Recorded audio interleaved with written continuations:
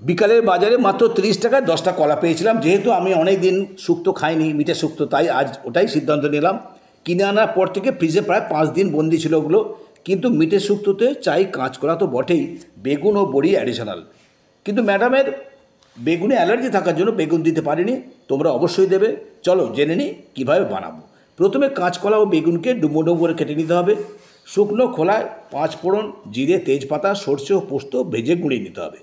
তবে হ্যাঁ, তেজপাতাকে কাঁচি দিয়ে কুচি কুচি করে নিলে কিন্তু সুগন্ধিটা ভালো হবে। আমরা পোস্ত সর্ষে বেটে নিয়েছিলাম।